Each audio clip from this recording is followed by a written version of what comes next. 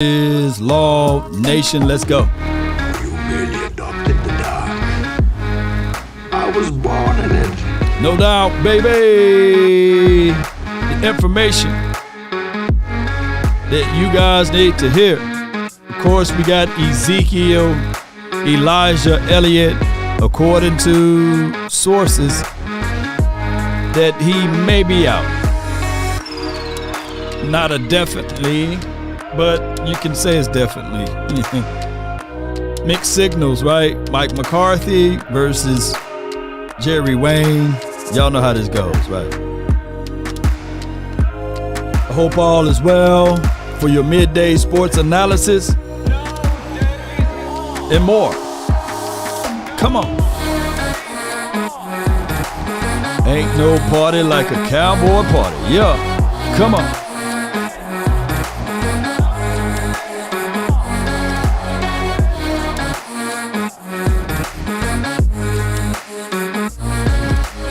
Let's get it.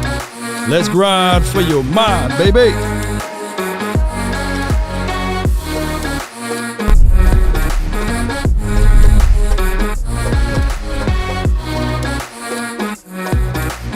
Five, four, three, two, come on. Come on. Hey.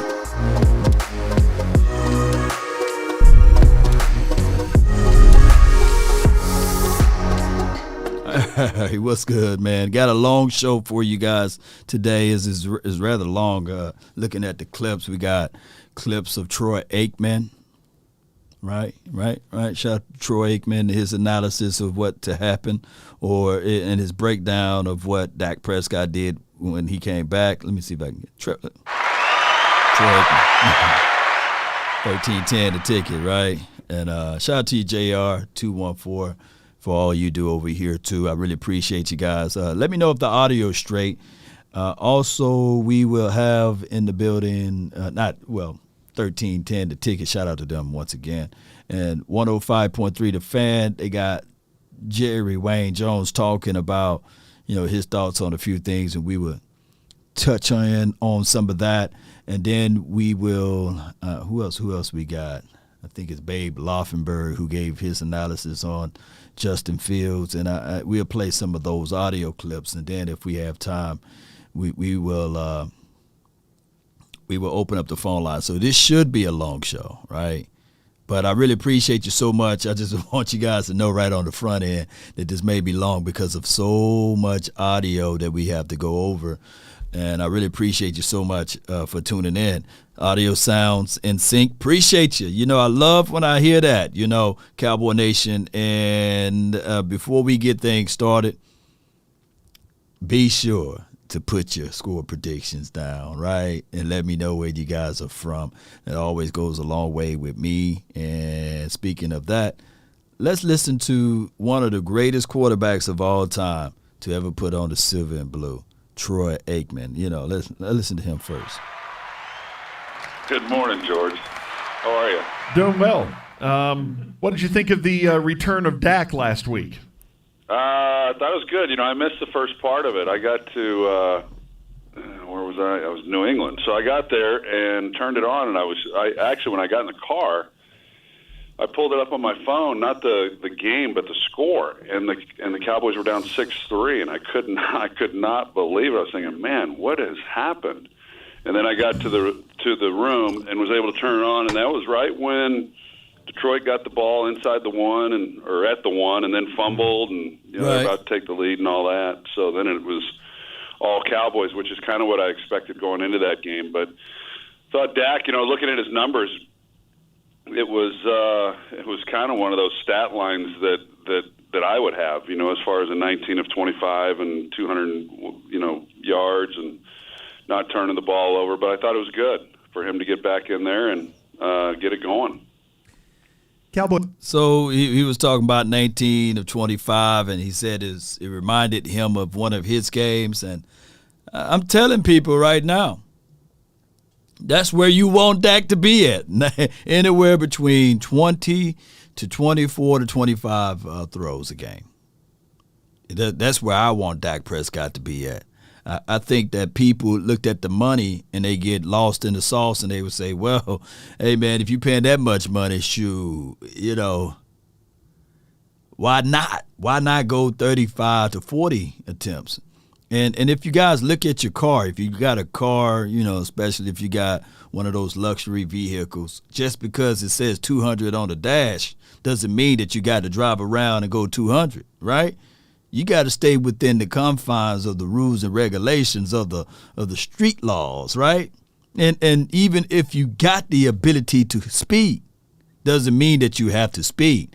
Every now and then I let it go, right? Every now and then I would like to, hit that, especially if you're driving on a tollway. If you're in Dallas, you're driving on a tollway. Every now and then you want to put your foot down, but you don't supposed to do it all the time, because when you do that, there will be other things that will occur, and that is what's going on with Dak Prescott.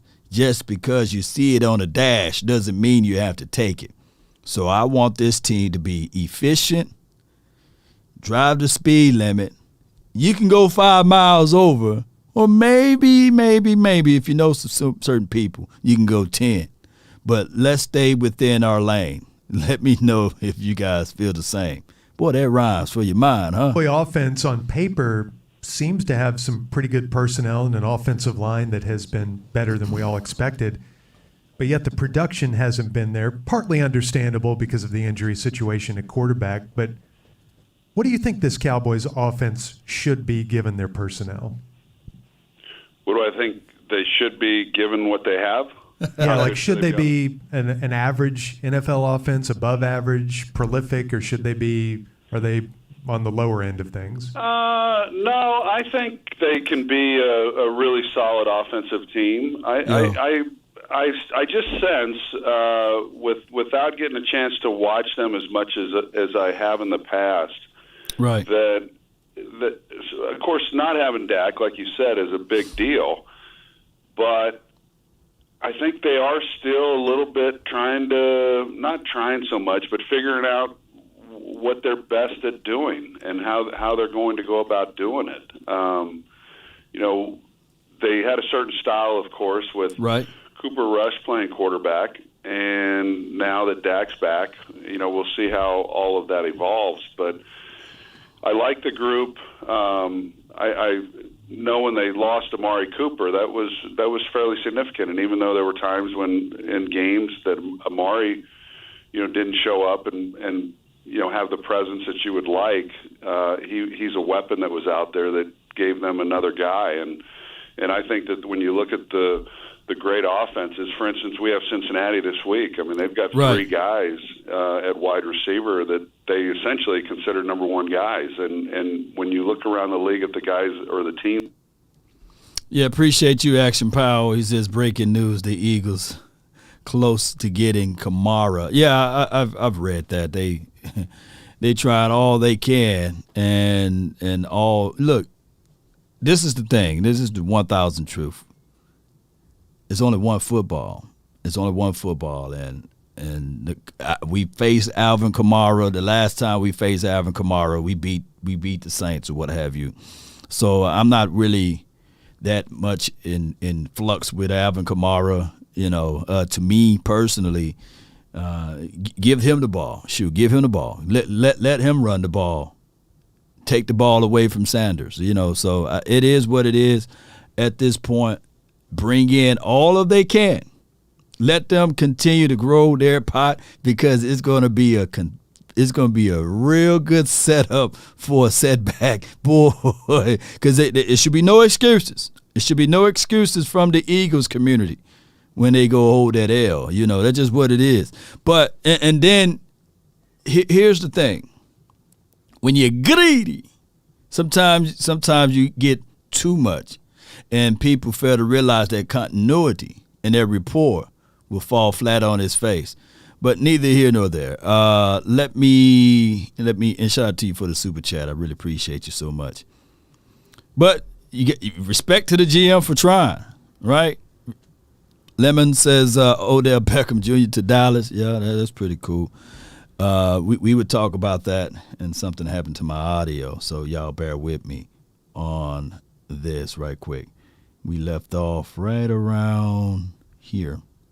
With Cooper Rush playing quarterback, and now that Dak's back, we'll see how all of that evolves. But I like the group. Appreciate you, Yoda. I know when they lost Amari Cooper, that was fairly significant. And even though there were times when in games that Amari, didn't show up and have the presence that you would like, he's a weapon that was out there that gave them another guy. And I think that when you look at the great offenses, for instance, we have Cincinnati this week. I mean, they've got 3 guys at wide receiver that they essentially consider number 1 guys. And when you look around the league at the guys or the teams that are doing that, they're having a lot of success. They've got a lot of offensive weapons. And the ones that are struggling, for the most part, they don't. And it becomes increasingly harder. So I think that's always the challenge for an organization.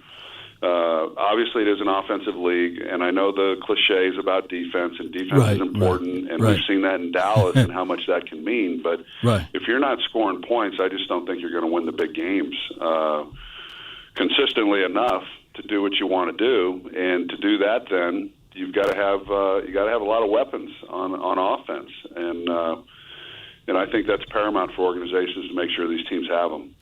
Yeah. So. Last year, the Cowboys averaged right at, 30, close to 31 to 32 points a game, right? And one of our impediments for us, this defensive side, is that we got turnovers, right? But we didn't get good stops as it relates to shutting down things. But we was a high turnover team. We was able to take balls away. So when I look at it from now, is that I believe that the Cowboys, if we can get that one more explosive player on offense, maybe they can turn the tide a little bit. And I'm looking at it on a wide receiver aspect. The running game is pretty solid. I like what we're doing out of that, but we need probably one good player as it relates to wide receiver. But here's the caveat to it. There's still the area of the unknown, because this was Dak Prescott's second game.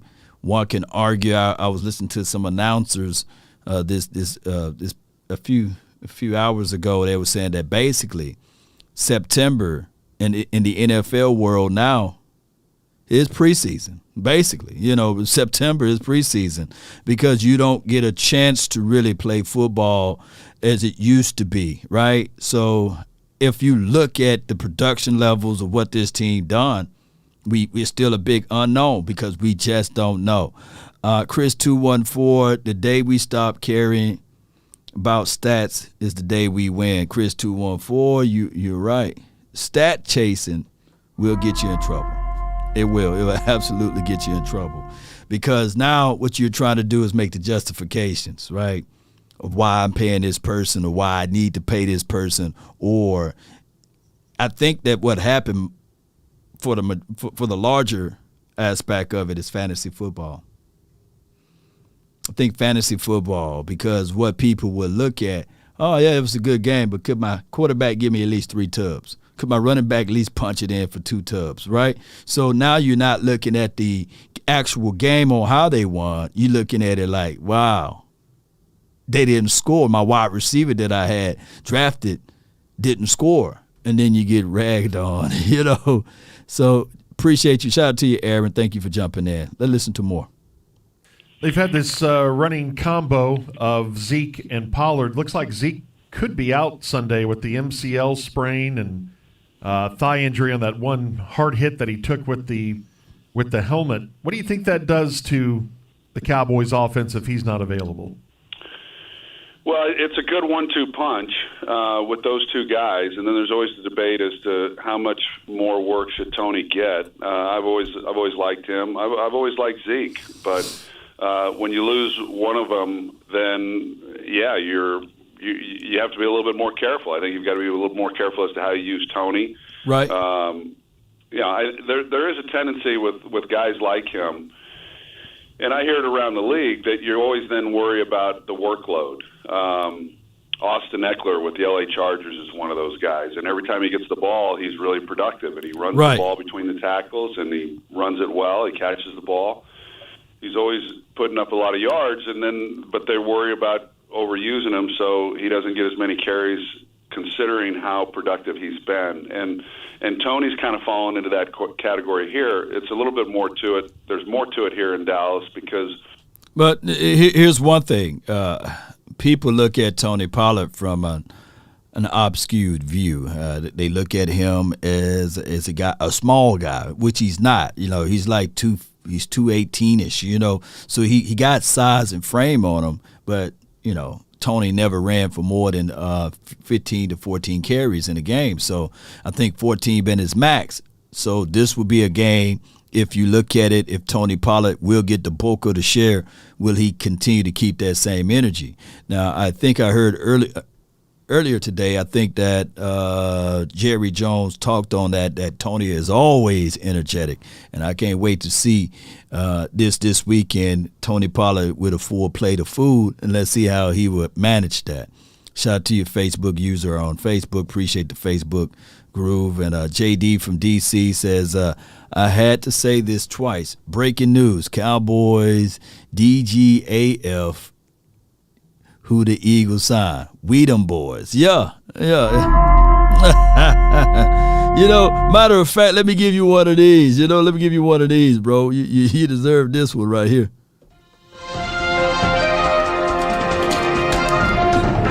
Breaking news from JD from DC. Hey, the Cowboys don't give a F who the Eagles sign. It goes to this point right here. The expectations are two different lanes, right? Quite sure if you pick Dak Prescott up and you put him on the Eagles, you would say, okay, you would expect him, regardless of the situations or excuses or what have you that people like to throw around, for them to score of an average of 32 to maybe 35 points a game. And I promise you, with Dallas Goedert and Devontae Smith, and as well as with A.J. Brown and what they have as it relates to their defense, you would have gotten that, right?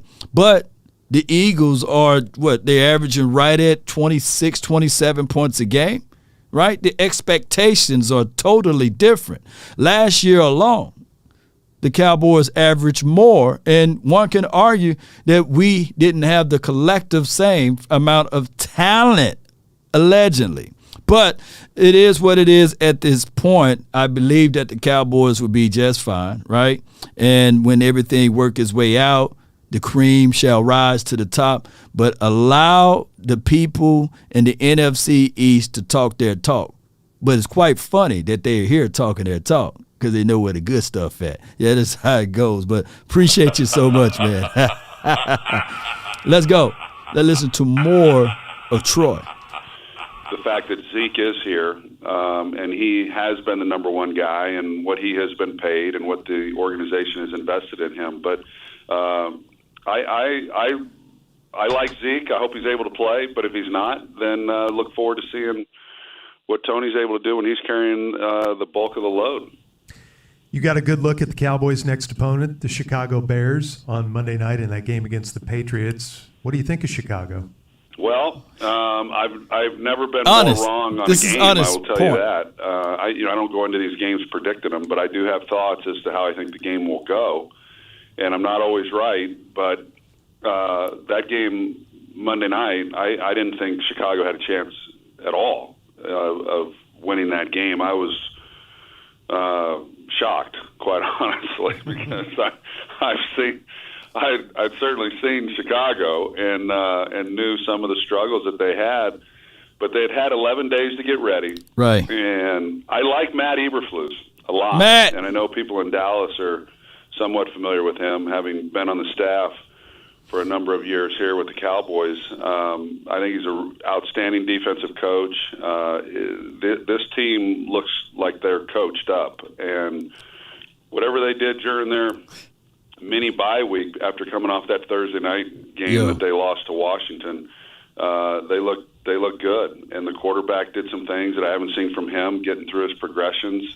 So like I said during the broadcast, those are the games, and they've got a long way to go. But that, and this becomes a bit of a cliche too. Like Right. this game, boy, it can really propel you to, greatness. But I do think that winning on the road against New England, that was playing really good football, and Bill Belichick had an opportunity to take sole possession of second place and pass George Halas.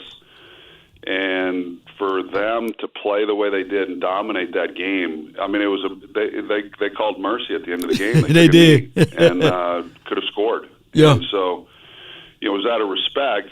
And then if you're Bill Belichick on the other side, and the other team is the Chicago Bears are taking a knee in the fourth quarter to keep from running up the score.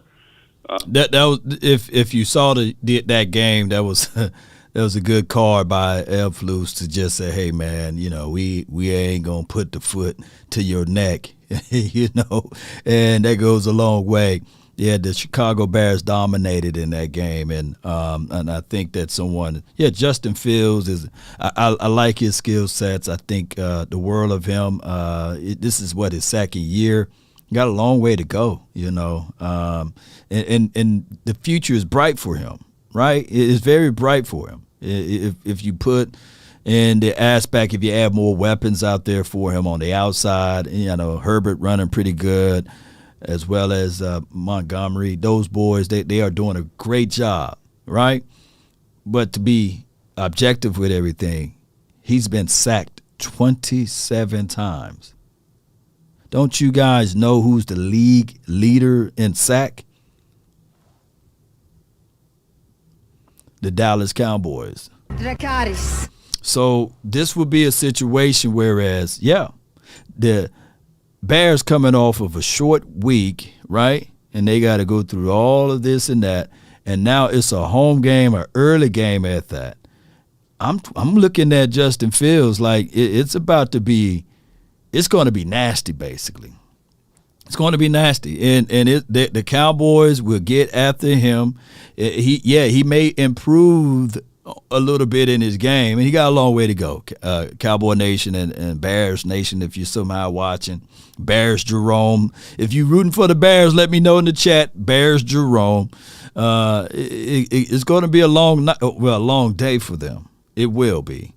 And I think that the Cowboys defense will smother out the Chicago Bears. I look at the Chicago Bears as a young team that's about to relish in the future, but they got to put some more weapons for Justin Fields down the line, though.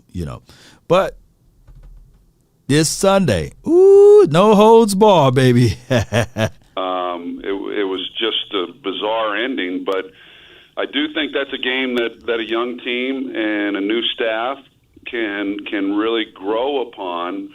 But then I also said now they get to go on the road again and play a really good Dallas team with a great defense. So I think we'll have a better idea this week as to, are the Bears really? I don't know that they're what we saw on Monday night, as great a win as that was. But I think we get a chance to kind of see, are they closer to being that? Or are they closer to being what we saw just a week earlier against Washington? It's our weekly visit with the Hall of Famer Troy Aikman here on the ticket. There's something happening, and we've talked about it throughout here in the fall with all right, so before they get into this point, they're going to talk about defenses, right? We've seen at an all-time high that this league in general been down in scores, right? And what's new to this league is that we're seeing more and more opportunities for teams to play 6 and 7 defensive backs out there, or being heavy and dime looks or what have you, and saying, if you're not going to run the ball, then we're going to have multiple guys out there in the flats, in the coverage, in the deeper thirds and things like that, so that we can pick off, so that we can make these things, the areas of the field smaller, and asking you, run the ball. And if you seen last night, show of hands if you saw the game, the Ravens versus Tampa Bay Buccaneers. Show of hands if you saw that game. And yes, Santiago. Santiago, yes, this is no trap game. Unproven says trap game. The definition of a trap game is when your team is such a higher opponent than the opposing team. Like, it goes to this point right here when you're declaring a trap game. Normally, it's a team that's coming off of a loss, right, that didn't win. They just beat the Patriots by at least 2 touchdowns or more. So I don't see that that's been a trap game. A trap game would be if the Bears lost to the Washington team and got beat down really bad against the Patriots and they coming in here, right? No, you got tangible evidence that they just won the game. So I don't know if you played football unproven, but if I'm just being real with you, there's no situation that this would be a trap game, especially off a team coming off of a win, right? Like, just in general. There's no such thing as that. Now, if a team is undefeated, if they're coming off of a loss and stuff like that, if we undefeated and they're coming off of a loss, then I can see that. Patrick Williams says, if we smack the Bears this Sunday, give us our credit because all I'm hearing is the Bears are back. Patrick, we're not going to get the credit on that, right? They're going to say that it was a short week and the Bears were not able to prepare and the Cowboys were hot, coming off of a win. Now they got Dak Prescott back in the second game, etc. So it's just how it goes from there. But I feel what you're saying.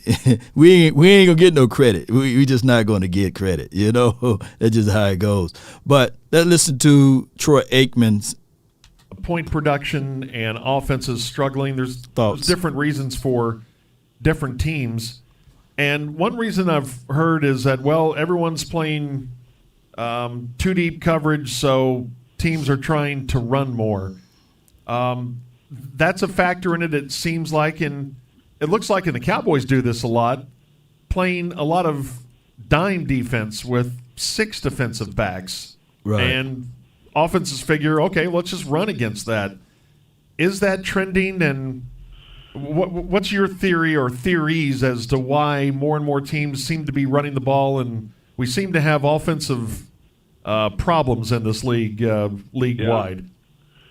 Yeah, scoring is down, and I think there's a lot of factors to it as to why. But then when you start giving a lot of reasons, you say, well, isn't that kind of how it's been in years past? And obviously there's a lot of turnover. And I think you go through, as you mentioned, George, you go through each team and say, well, here's maybe why this team's not as prolific offensively as what we've seen. But in general, what I would say, I think all the reasons that you said are somewhat valid. Unproven says, I say a trap because Bears are 3-4. And are considered a lesser team than us. People are automatically saying we will win. Well, 3-4, you're a game behind 500, right? So let me ask you this: the Tampa Bay Buccaneers are 2 games back, right? They're like 3-5 now, and one of the points that I would have to bring up. Was it a trap game for the Ravens just yesterday because it was only 1 game back, you know what I'm saying? And the Ravens were above 500 and they had to play against the Tampa Bay Buccaneers. And one of the things that I also saw from that game against the Ravens versus the Bucs, you can run it on the Bucs. And what happened is that when it's week 1, we were running on the Bucs. We shot away. Remember, Ezekiel Elliott was averaging 5.8 yards per tote, somewhere around that. And what happened here is that football is a phase.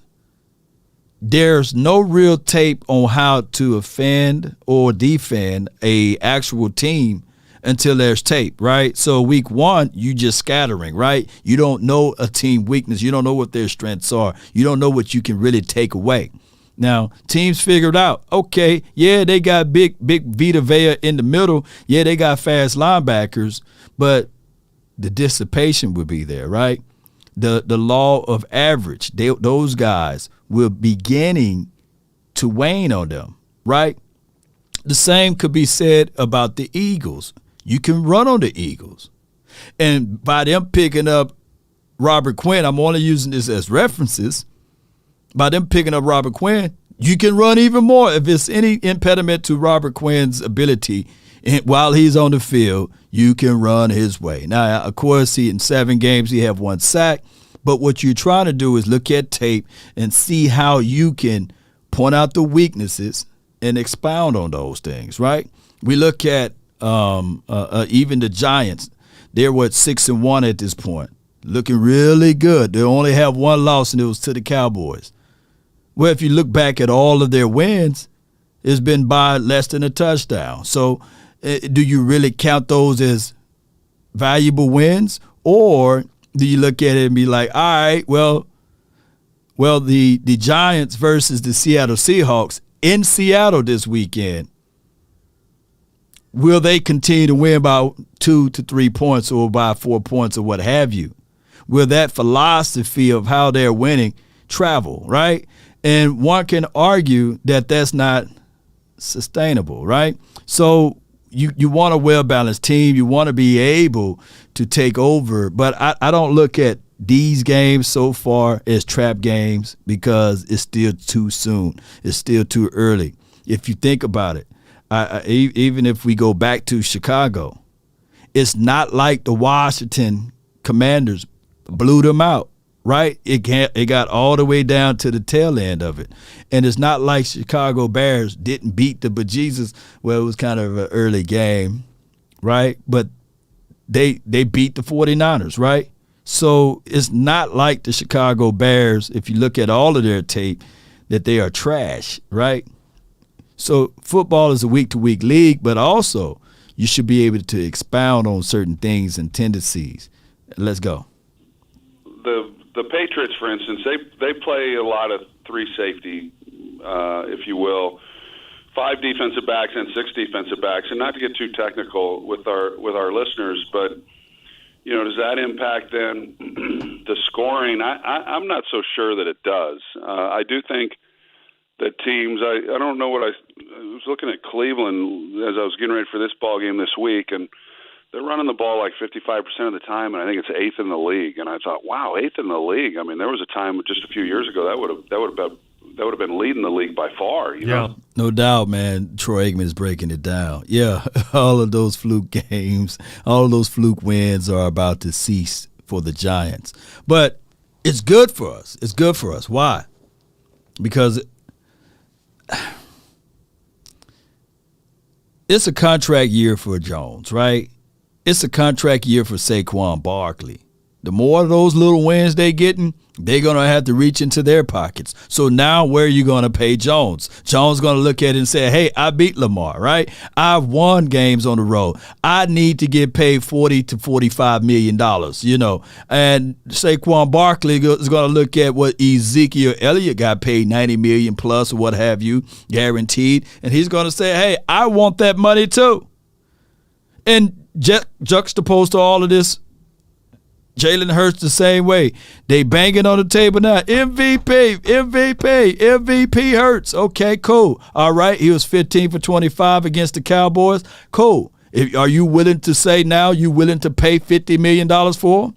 Because he's going to look at it like, yeah, I beat Kyler Murray, right? I beat the Cowboys who were red hot with their backup quarterbacks. Yeah, we're 6-0 right now. I need my cash. I need my money. I need my coins. So now you're going to have to really dig deep.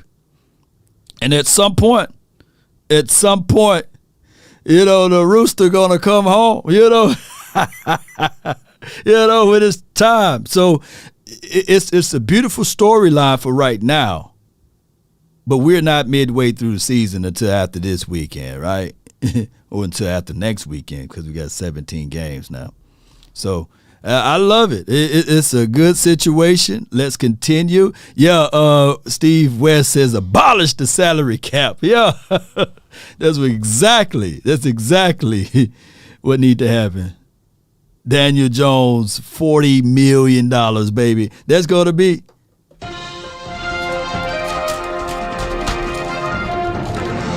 Daniel Jones now reporting asking for $45 million.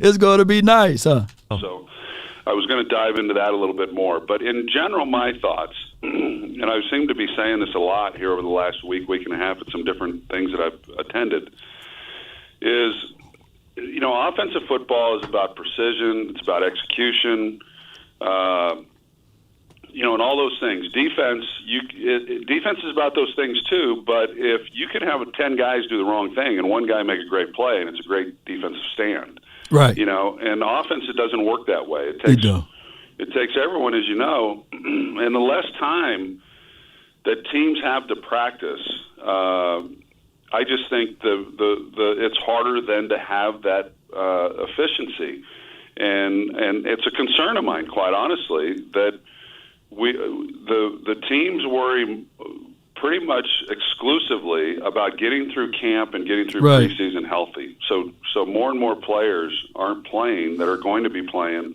when the season begins, and then the off season, the players have negotiated less time during the off season, and so they're not working on things as much. I've talked to some teams. I watch some of these games, and when I study them, I think route running is awful. There are teams, and when there is good route running, it stands out. But I think there's a lot of fundamentals to the game that have deteriorated. Why this year and not other years? I don't have the answer to that. But I know that it seems that shorter preseason game. Seems like a lot of offensive coaches coach plays instead of coaching, for instance, routes. Mm-hmm. That makes sense. So, yeah. Shoot, let's give this man a round of applause, man. Yeah, so they coach plays and not the necessary routes. Man, Troy just spitting, baby. Man, he's spitting. A post. Let me ask y'all. For those who's out here, what does the post route supposed to take away? Now, I want to see how many football people we have it here. What do the post route supposed to take away, right?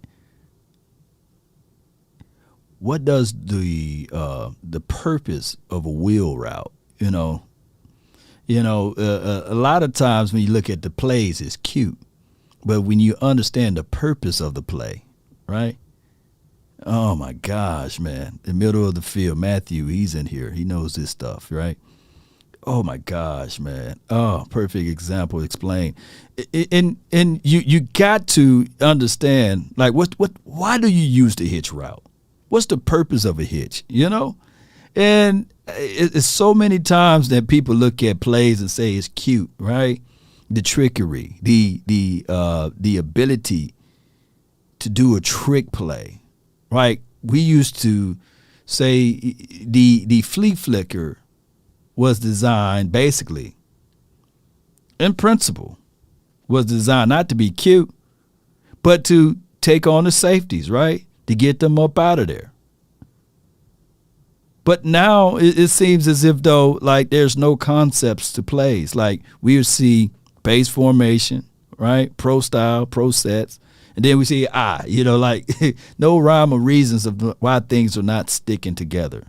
No play that feeds off of the other play, right? You will see mirror routes that's been ran, but then you'll understand that they don't even go back to exploit that. Simple drag route underneath, we no longer see plays are being used to attack certain schemes, like 6 or 7 dropping, and you gonna run a hitch, but there's no other way. There's no drags, right? There's no necessarily slants, right? There's no hot read. There's really, and sometimes when we look at football, we rarely see the hard count to take advantages of the aggressive defenses, right? We don't see the hurry up offense on a consistent level that keeps a certain package out there. And so the football, like, it's been dumbed down, it's been watered down over the course of the years. It's literally been watered down. And we just don't even see complementary football at its peak. Like, all of a sudden what means macho is going for it on your own side of the 30, and you have so much time left on the clock. It's 3rd and inches.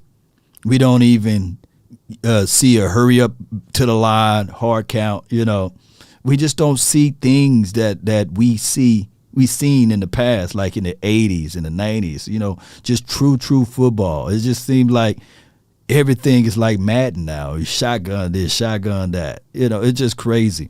Let's listen to more of what Troy have to say. It's all scheme. And I've mentioned this in games before that I've called, that when we would play, and I hate this when I play because it doesn't matter. Back in my day. That it was better back then. But when people try to make comparisons, when Michael Irvin was single covered and the guy that was covering him wasn't as good as him, he was going to get the ball. You get the ball every time, right? And it wasn't rocket science. It was real easy, and that's not the way it's done around the league now. Coordinators have their schemes, and they're going to run their set of plays, and it doesn't really matter what's happening in most cases on the other side of the ball, and so it's a little maddening. It's a little frustrating. I think for some of us who know how it once was, right? But it's just the way that it is. But I think, like for example, man, we would see like the matchup is there. Like just take the matchup, and even if it's the decoy, right? Like my whole premise of the concept, like the scheme itself, like what Troy is talking about. We have yet to see even number 9, Kevontae Turpin, run a single route. They put him in, hey, it's going to be a jet sweep or it's going to be a double reverse. So that's not even exploiting the man, right? There's not even lining him up in the slot and seeing that he's on a slew-footed safety to say switch it up and hit him on a 9 route, right? I don't care how tiny he is, right? 101, just like what Troy was saying. Bump all what you got to do with the scheme. That's 101. A guy that runs a 4.29 on maybe even if it's caught up with a linebacker, and the whole point of the wheel route, if you fool around and get favorable matchups, now the linebacker got to flip his hips and carry upfield against the running back. 9 times out of 10, your running back should be more agile enough if he got a step on him to hit him, make him pay for it, especially he's a day late, $1 short. But it is what it is. Turpin ran a 4.29 something. My guy, I am awake. Shout out to you, Chris Money. Appreciate you. National Brazilian American Football League. Appreciate you as well. In general, I think it's partly the amount of time together that's spent, and the turnover and all that's going on with the league with players. We've seen more and more guys get hurt, miss time. Right. But yeah, I wonder. A 12-7 game, people can say, well, that's competitive. If it's the Chicago Bears and, I don't know, the 1960 Packers, I'd say, yeah, probably pretty good defense, But if it's a game like we've witnessed with Chicago-Washington, there's nothing compelling about that game. And so there's a reason why the league has always wanted scoring up. But I just think in general, I know Tom Brady said it a few weeks ago, and he's right. There's a lot of bad football that has been played, and I would be concerned. I would be concerned when you start looking at the future of the NFL. And, I had a good conversation with Bill Belichick this past week about that. I said, before we even get started, I want to talk to you about your thoughts on the future of the NFL. And what he said in a nutshell was that we don't do a very good job of developing players. And the reason we don't is because of the lack of time that we have. Right. And somehow that has to change. And one of the things that's been tossed out is that if you have a player, whatever the number is, let's say it's 30% of the plays. Right. That if you have a quarterback or any player that didn't play 30% of the snaps the year before, then he should be eligible to be at that facility and be around the coaches and get the extra time. There's a lot of players, most players, want to be great and want to put in the time, but because of the CBA rules, they're just not allowed to be around it. Right. And I think I think that's a valid point, that we have to develop players better than we do. And I don't know. It'll be interesting to see where we're at, 15, 20 years from now in the end. Well, the NFL, and this is CBA, it's CBA collective bargaining agreement. They had to give a little to receive a lot from players, and they didn't like the two-a-days anymore. And they trade off of saying, okay, we want the extra game in the regular season. And the NFL didn't want to add the extra. The NFL owners got to play in this too, because they didn't add the extra roster, right? So what we have, 53 guys, 10 practice squad, 48 active on a day, and that's not enough. Or is it more than 10 practice squad? It's not enough. And we see injuries. We see things happening. We see where we cut guys that we could develop or would want to develop, but by the fact that you got contracts out there that you can't really keep said player, right? You can't keep him. We drafted Harper, and he haven't even started in a game this year, or we drafted Jabril Cox, and he can't even see the field because now you got money in play, right? And it's only 11 versus 11, 11 versus 11. So many snaps, so many reps, and everybody got things that's tied into bonuses and everything else like that. And it's such a political way, right? Ridgeway, he was cut, right? So, and I think that was due to the small roster that you have. If you increase the roster, then you would have had the ability to say, okay, Ridgeway, due to this player that we have to elevate, we still want you to develop. We're going to move you to this side. But the NFL, you got more games, but you have the same roster limit. So it's Troy Aikman speaking facts, and then you got OTAs, you got players. It's tied into modern day. Like, you got at an all-time high kids dropping out of high school, right?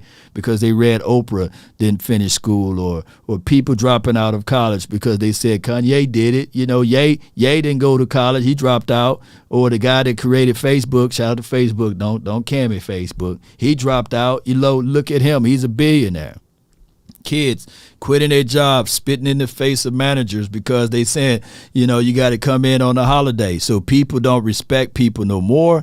People don't want to get their hands dirty. This is a new age society. That's just how it goes. Everybody want to be validated by this and that, and that's just how it is. I may sound like an old man sitting on my lawn or my porch, but the NFL is the same way. Everybody want to be the highest paid player the next go around, or everybody want this microwavable society. They want everything done. They don't want to be able to work and grind for it. They just want to be able to receive it. And that's just how it is, unfortunately. Influencer lifestyle. Yeah, everybody, look at it. Everybody got a podcast now, All of these big people got podcasts. Shout out to Pat McCaffrey, but shoot. The little man got to stand on his own hill. Let's look around. It used to be, hey, radio is king. Now everybody got their own podcast, So it's no shortcuts to success. Yep, none. But everybody want to be, how this song, I want to be successful. Everybody want to be successful. And I don't blame them, right? It's the dream. Yep. Let's go here to let's listen to Jerry from 4 o'clock moment right here. I think I got it right here. His experience. Couple of weeks, do you think is significant as well? I didn't want to give you. So he'll help them, but we've got a player that can really help us uniquely because of his experience and his size in the middle. And that's where we needed some bolstering up. Talking about Jonathan. We really feel good about our outside pressure and what we're doing from our pass rush on the outside. And Quinn was outstanding at that. But we've got some young guys out here that we want to be sure that we get the reps to, because they not only are effective, but boy, they're just coming on like leaps and bounds, like Sam Williams and players like that. And we just need to give them every real game opportunity to do their deal, and they'll grow right before your eyes. So we're fortunate to have young guys out there at those positions. No doubt. That Robert Quinn, that's not taking anything away from him. And by the way, he's a great guy. I really enjoyed his time with the Cowboys. Yeah, Will's done a great job. Will and company have done a really good job at setting this team up with the foundation of adding through the draft. And I think you got like 4 significant starters playing time from this year's draft, let alone. I am kind of curious, so as you look through the rest of the division and monitor how they approach their things, you guys do it with the draft a lot. The Eagles, they've been making some significant talent additions and assets to their roster. Like, what do you think makes them good at that? I really want to know his question, his answer to that question. All right, so this is Jerry Jones. He's going to go through this, Let's see what he say. Well, again, I think they're well thought out. They're well organized. He won't do it, but I will. But Stephen is in charge of our personnel.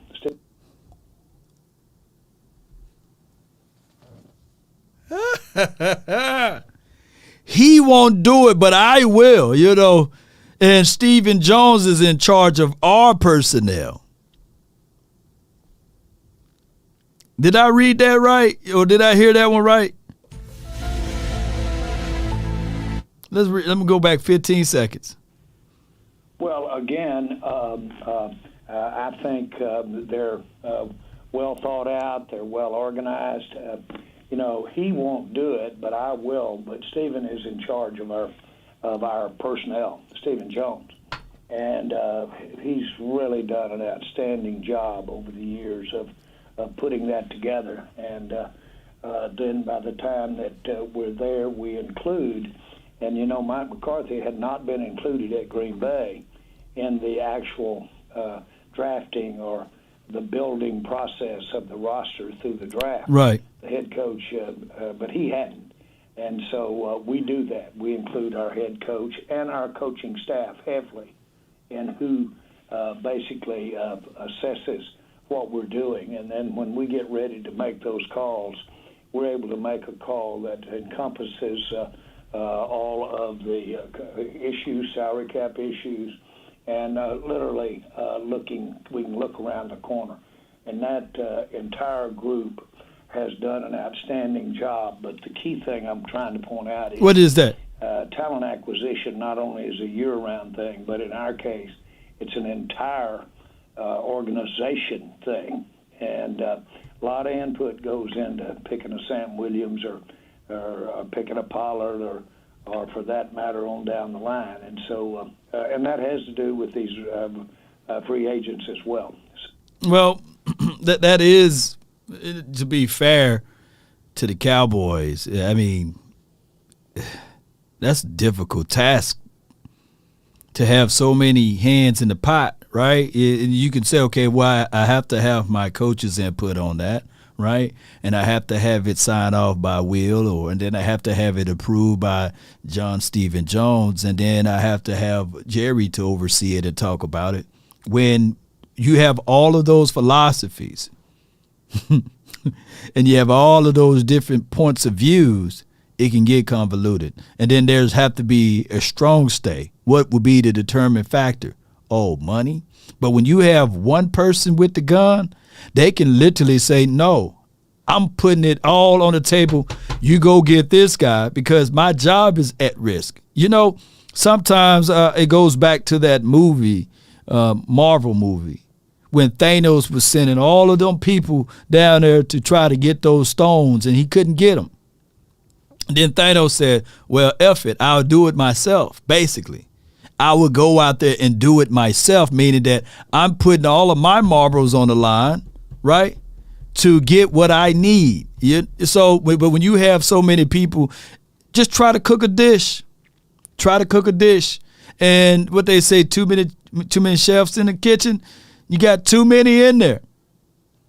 There's no precise philosophy, but the philosophy that we can tell that it's about the money. It's not about taking the risk, because now when you have all of those different thoughts and different philosophies, hey man, we got to stay here. We got to add here to the 2025, the 2026 salary cap. Oh boy, said Thanos. Yeah, Thanos, didn't he say that? I'll do it myself. Although ultimately Thanos won, but ultimately it failed. They had to go back into the history and past, and then You could not live with your own failure. he said your failures brought you back to me. That was the cold look, low key of all of the comics. That have to be the coldest line to ever say to someone. Your failure brought you back to me. Meaning that he's ultimately won, right? But you had to go through all these hoops. Let's go. Let's listen to more. So we take a lot of pride in that. I think we've had personnel really on par with the league for quite a while. And, of course, you have to every now and then have one of those that you saw that nobody saw when you look at a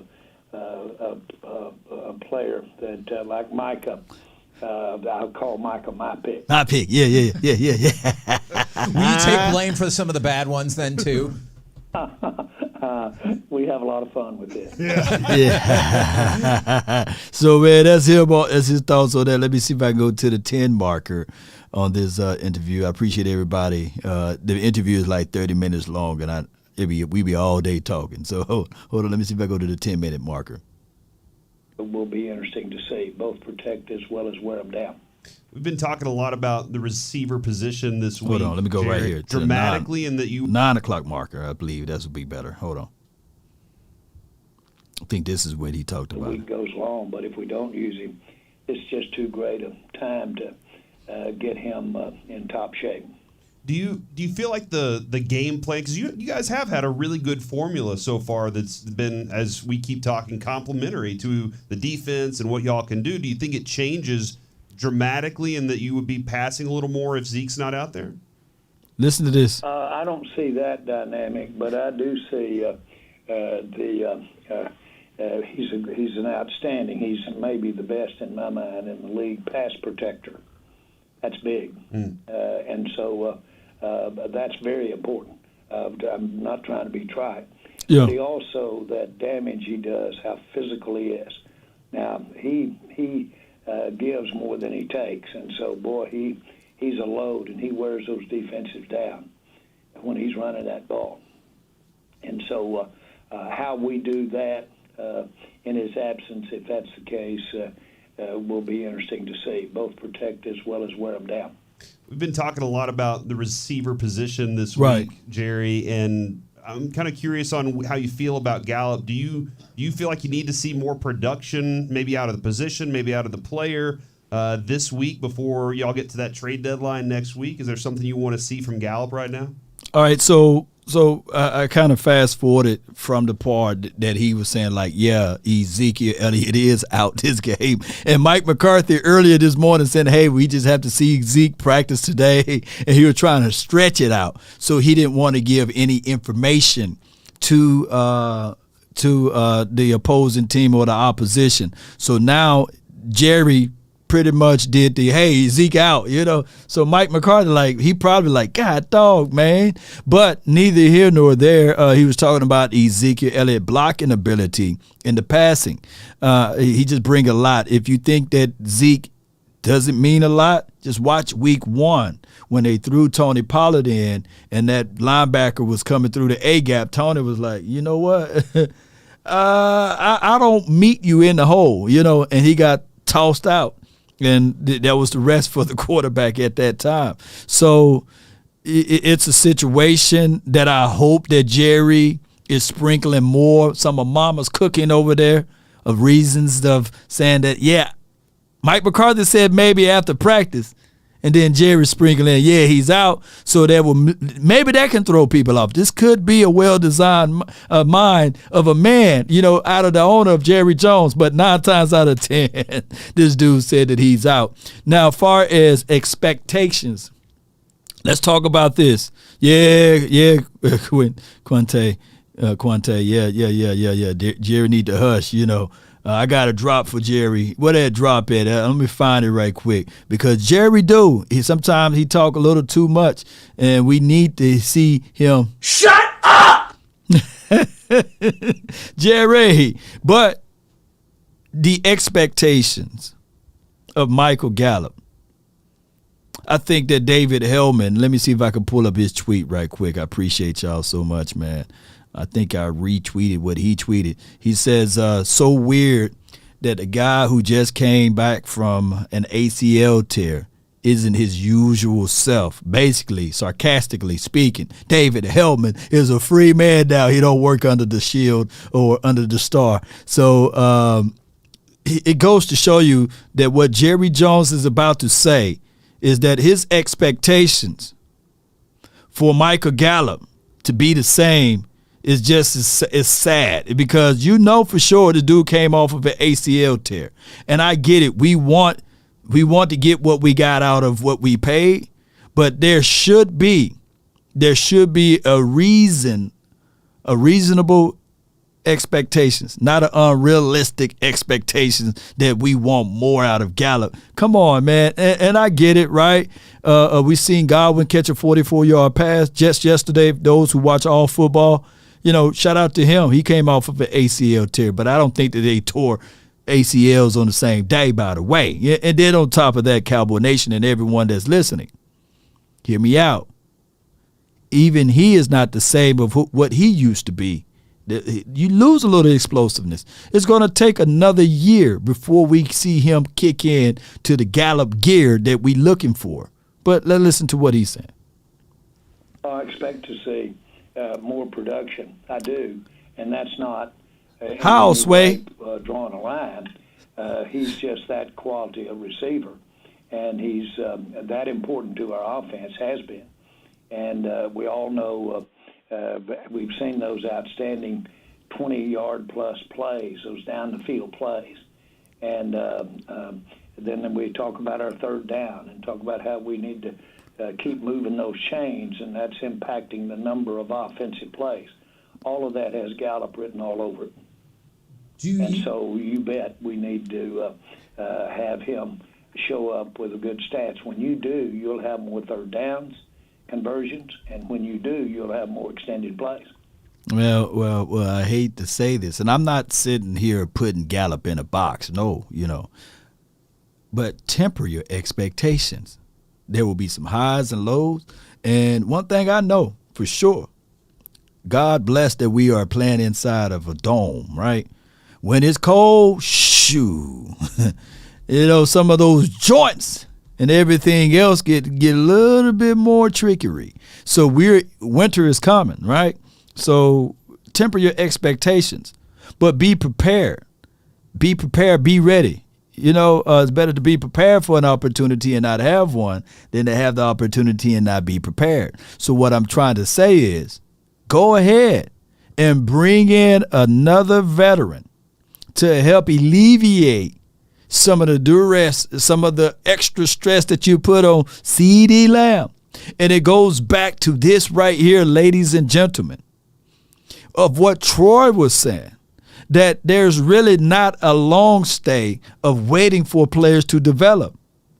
CeeDee Lamb is in his third year, but what we want is a 6-year veteran, right? What we want out of CeeDee Lamb is because the expectations are so high now out of these players. So hear me out. You got now CeeDee Lamb entering into his third year, expecting to play like a 5th or 6-year veteran wide receiver, right? Which will not happen, by the way. And the expectations are so high. But even if you sit back and look at the grand scheme or the grand overall production of CeeDee Lamb, no wide receiver in Cowboys uniform did what CeeDee Lamb did in his first 2 years. But it's considered trash because you will look at another wide receiver from another organization and you say, hey, they getting off. Hey, they doing this. Why my quarterback can't give it over to that particular wide receiver like they're doing it over there? Two different worlds, two different systems. But people, based upon and what's predicated upon fantasy league, has put those expectations out there that since you got a third-year wide receiver, your results should be all equal, right? All of the results should be the same, which is not. You got two different systems, two different types of styles and calibers of quarterbacks. There's so many variables, but everybody want to be the same, right? Everybody looks at the manager job and say, I want to be the manager. I want to be the manager.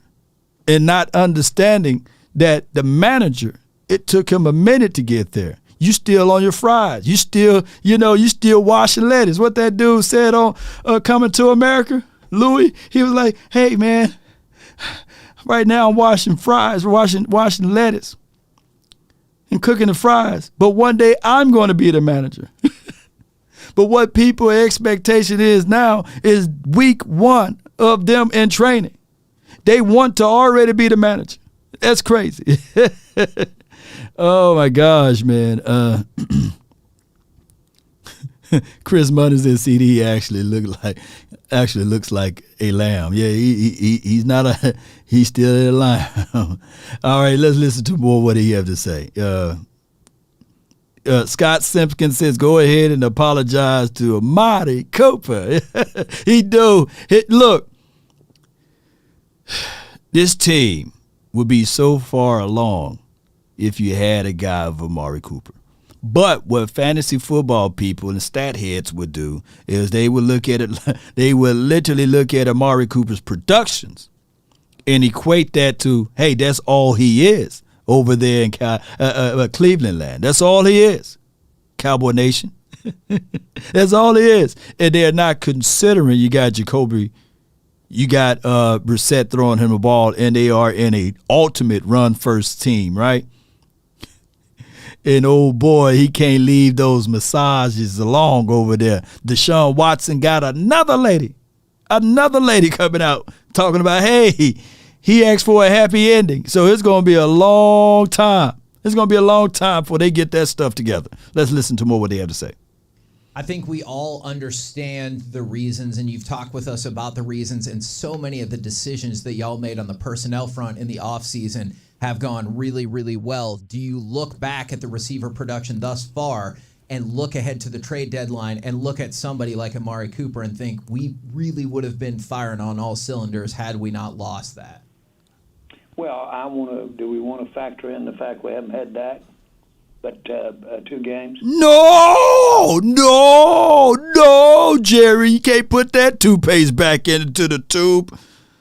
Now you try to factor in the fact that you don't have Dak. So you mean to tell me that we will still be the number 1 offense in the National Football League with Dennis Houston, because that was Dak boy, right? We was having the expectations that Dennis Houston, Jalen Tolbert, right, will fill in the voided areas of what this offense did last year. And you would have a CeeDee Lamb. And yes, I understand that Dalton Schultz got injured. So what you're equating that this team would still be the number 1 team in the National Football League, look, then if that's the case in the scenario, that means that Dak Prescott will be the walking Hall of Famer that's still playing football without a Super Bowl ring for these first few weeks. Because from what I'm understanding, I hear people left and right saying that the quarterback's supposed to be able to lift up players and to be able to get wide receivers open, throw wide receivers open. And all I can see is a guy by the name of Aaron Rodgers, who pretty much have the same deck of cards. The same deck of cards. Hear me out. That Dak got collectively as it relates to the wide receivers, right? because they got rid of Devontae Adams, right? And they don't really have a tight end over there. I don't really know the mess that's over there collectively. But he is not elevating everybody else over there. It's quite strange that the expectations tend to shift and move here and there. But I'm glad, Jerry, you said that, hey, if Dak Prescott was here, we will be having the same amount of production with or without Amari Cooper. This is good. This is good because you can't put this back into the tube. You can't. Oh, and excuse me, even Tom Brady looking like a shell of himself too without Gronkowski. So it's kind of strange that I thought that quarterback's supposed to elevate. They supposed to be able to push up players on their teams. Okay, let's listen. Sure. I think we should. And so that would have mitigated some of your receiver production without question. And so I think you're not comparing apples and apples. See, if I was there, he would be like, Damn act together. Don't like your attitude. see, Jerry would have been all off for me, man. We're going to have a good visit, but settle down just a little bit. I don't have the patience to jack with you today. Okay, Jerry. All right, man. You the man. Because, see, I knew if I would have asked that and said, oh, excuse me, Jerry, they would have said,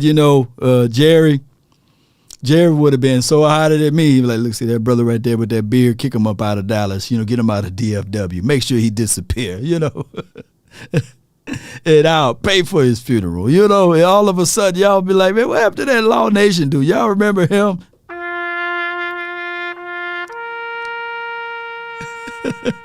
That Law Nation go, man. Hey, man, you don't want to mess off on a guy with a lot of money. That's what Jerry said. You know what I'm saying? So we gonna keep it cool with Jerry. I ain't gonna press him over here. Y'all telling me to tell Jerry to lean forward just a little bit. Boy, don't y'all know there'll be somebody in my DM. Lawrence, we see that you use Cowboys content. We don't like that around here. We're going to ask you to stop using all of Cowboys content at this point. Cease and desist. You can't have that blanket, that chair while you're live on the stream. That's Cowboys copyrighted material. You got to take all of this down. So technically, I can't talk bad about good old Jerry. He's my boy, but it is what it is because we all want the same thing, Jerry. I want me some glory hole. Don't we all, baby? Yesterday, your friend Michael Irvin hopped on with Sean and RJ, who Bobby was filling in, and he said that he knows for a fact that Odell Beckham Jr. would like to play for the Cowboys. What do you think a player like that would add to this wide receiver room? Well, I think Odell Beckham is, we know firsthand, he made the greatest catch that I've seen, I believe. We won that game, though. He made for the touchdown against Green Bay. Mm-hmm. Yeah, we all know that. But bottom line is Odell is a player that I admire a lot. Yeah. I am curious. I know you were just kind of joking, or maybe you weren't joking. Do you ever or do you often reflect back on that Dez catch and how differently that could have meant for his career, for Romo's career, for the franchise? Because we do a lot, yeah. I think that's fair. I think we ain't gonna reflect on that. We gonna fast forward. But one thing that let's use Coming to America reference here. At the end of the movie, Eddie supposed to sort his royal oats. He's supposed to want to come to America to sort his royal oats. But he fell in love with a lady, and it was tradition. It was tradition that he marry somebody from the motherland, right? Or somebody from the tribe that's near. And at the end, when they was leaving the hotel, his queen asked him, like, the boy's in love. He really, you're a terrible guy. He's in love. And he really loved that lady. Why not let him marry her? And he said, it's tradition. It's tradition. Basically I'm paraphrasing. I'm all off on the strip. But he said it's tradition. But she said one thing that really changed his mind. She said, I thought that you were the king. Right? Meaning that you trump traditions. You veto all of those things. If you really the king. So at the end of the movie, it ended up Eddie, he was at the wedding, and he about to get married. She was walking down the aisle. He was upset because he was about to marry somebody that he didn't really love. But when they lifted up that veil, he realized that, oh, Daddy came through in the clutch. Daddy understood what my heart was saying, right? So if you really the owner of the Cowboys, Jerry Jones, you go out there and get who you really want. You can't fall back and say, oh, man, the cap, man, I can't move. I can't get this guy. If you really the owner, bump that. Go get what you want in order to be happy. Now, I'm not counting this man days. But if I'm a betting man, he got more years behind him than he have in front of him. The man is 80 years of age. I'm not saying Jerry might outlive us all. He may have that reptilian blood. He may come back as Jerry Jones Jr. You know what I'm saying? I don't know. But one thing I can tell you for sure, that life is short, and it's too short to be worrying about the salary cap, especially when you got $11 million just sitting in your lap somewhere. And the cap, believe it or not, is going to increase by 10-fold almost next season. It's going to increase more and more the following season from that. That $111 billion deal that the Cowboys really just stole from Amazon and beyond is about to pay dividends. But if you sitting back and you still worried about the cap, shoo. You equivalent to the parable with the man with the talents and say, hey, I'm going to take mine. I'm just going to dig it in a hole and wait for next year, right? Tell me what happened in that story, Yes, and Dave, tell me what happened in that story. Let me see if I can fast forward. Great plays and the impact that they can have the day of the game and forevermore. And that's a pretty dramatic statement, but that's why we love this game the way we do. Jerry, I love that you're going back in time, and I know you can't talk about Tom Brady and Aaron Rodgers. They're two of the best quarterbacks in the league, and they're coming close to the end of their career, whether it's 3 years from now or whenever it is. But you had a Hall of Fame quarterback in Troy Aikman that you had to make a tough decision on. I was wondering, and I don't want you to talk about Aaron Rodgers or Tom Brady, but how tough of a decision was it to move on from Troy Aikman? And can you talk about maybe the conversations you had to have with him that you decided to go in another direction? Well, actually, that decision was made. I didn't. Oh, man, we ain't going to hear that one. We're going to fast forward. It was, look, Troy Aikman in his documentary, he had two teams on the document. I think it was the Dolphins he could have went to, or at the last spell of it, it was the Eagles. And I sit there and said, man, that would just wash away all of the great stuff that Troy ever did for the Cowboys organization. If I got a chance to see Troy Aikman in that filthy midnight green and with the eagle with the bird on the side of the helmet, that would have just been too much of a bad situation for us. So I'm glad that Troy went out the way he went out, collectively speaking. I know you guys wouldn't be able to stomach Troy Aikman in a doggone Eagles uniform. And even I couldn't really stomach Emmitt Smith in an Arizona Cardinals uniform or wherever they were at the time. I think it's still in Arizona. So and then we won that game, right? The Cowboys versus the Cards when Emmitt was playing, but it hurt me. It pained me, for a long time. It pained me seeing Emmitt coming out of the other tunnel. It was just crazy. Emmitt himself said it was kind of like terrible for him. He was lost because he was on the other side of the field. And it was just crazy, flat out crazy. And to know that Emmitt Smith helped Larry Fitz and Anquan Bolden, there's a documentary out there on preparations, on how to play, on how to get ready for a football game and beyond. It was crazy. It was crazy.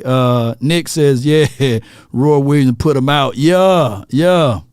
They were still in Arizona at the time. Yeah, it was just terrible, man, for us to see that. So I'm glad that we didn't get our eyes tainted by seeing Troy Aikman in an Eagles or a Dolphins uniform. So shout out to Troy for going out the way he went out. And let's see if I can pull one more audio.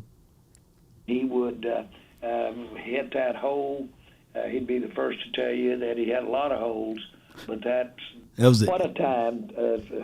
All right, so that was the end of that, man. Let me share this audio with you guys, and I really appreciate you guys for tuning in to this episode. I really appreciate you guys for rocking with me and being with me in this light. And that's the link to the full audio there. It's in the chat. If you want to click on that link, go to it. It's 105.3 The Fan. I really appreciate you guys so much for tuning in and being part of this. I do have another audio. If you guys want me to continue to go, let me see it in the chat. Say keep going. It's 155 where I'm at, and we can do that. And if I do, if you want me to continue to go, let me know. Just let me know in the next a few minutes here while we on this beautiful Friday. It's rainy Friday. I was supposed to cancel all of my plans. I was supposed to drive to the movie theaters, and it was raining, it's wet, had a few car wrecks out there, and I was like, nah, we'll see Black Adam another day. Keep going. Yeah. So what I'm gonna do is maybe tomorrow, something like that, we'll see Black Adam. I was all geared up to see it, but sometimes you got to go with your first mind. It's off day. You're sitting there like, do I get on that road? It's wet. Everybody become expert drivers in Dallas when it rains for some reason. Black Adam was fired. Yep, 200 likes. Come on, I am awake. Y'all got to get me up to a few likes, man. Stop what you're doing. Hit that like button. Share this content. Keep going. All right, cool. We'll keep going for a little while here. Appreciate everybody so much for tuning in to this episode. And shout out to 105.3 The Fan. Let's listen to this right quick. What's your evaluation of Fields and? People are ready to give up already. What are you seeing in his game? Is this just stop Fields from running and the Cowboys win Sunday? Well, I think for the most part, yes. And let me just say, I think fans, teams, the turnover is so quick now. We just saw Matt Rule get fired not 3 years into his deal. There's rumors about Nathaniel Hackett 7 games in getting fired. So there's no patience with coaches and plans and development, and there's no patience with quarterbacks. And to me, he is a guy that he's developing. He's learning the NFL. Now, will he get there? Is he going to be a great player? I don't know. He certainly has the ability to run. We know that. We saw that. Yeah. He was certainly a talented guy coming out of Ohio State. If you watch that national championship game with most did against Alabama, he was getting the heck beat out of him. He was. And just making great throws. But, you get to the NFL, Trevor Lawrence is finding out, all these guys, for the most part, are finding out, it's a different game, and it takes development, it takes repetitions, and it takes games. And, there's a few guys that kind of jump in, and they have success early, but it really skews the whole field. Just the way Brady has skewed things by, well, this guy's only 38. He's got another 10 years in him. Well, just because Tom Brady played till he's 45 doesn't mean everybody's going to. But so anyway, bottom line, to me, he's a developing guy, and the book is yet to be written on him. But hey, man, there's a lot of praises. Justin, he's a real competitive, physical guy, strong guy, hard will. So you got to make sure you're ready to know that this man going to keep getting up. I'll watch the Washington game. Every time that boy would get up, he laid out like Family Guy. He'd get back up. Said how many left he got in him. And watching him in the draft process, He was livid. I thought that he was going to go to the Niners or something like that, and he was just sitting there waiting, right? His time passed him up. More and more teams passed him by. So sometimes as a quarterback, I know the number one goal is to be the first overall draft pick, right? And you got to leave a sour taste in your mouth. And I looked at this game. I looked at his college tape, one of my first tapes when I was doing the evaluations of Parsons. It was the Penn State versus the Ohio State. And, of course, Ohio won. They beat the brakes off of them. But one thing I did see was the resilience of Parsons, right? And I saw the speed that he had to make containment. It was just Parsons. It was literally Parsons versus Fields. Who remember that game? The Ohio State people, man, in the chat, or college people that's watching, who remember that game? Unseals Walker says, what part of Mississippi? I'm from Natchez, NTZ, baby. NTZ in the house. Adams County, so y'all watched that game. And you saw Parsons, right? You saw him chasing, running. I think he had 2 sacks in that game. He was the guy that played through the echoes of the whistle. I think he had a forced fumble in that game. They blitzed him off of the right side, and he was the guy that played in the middle of the field. They did everything they could, but it just wasn't enough to slow down the Ohio State.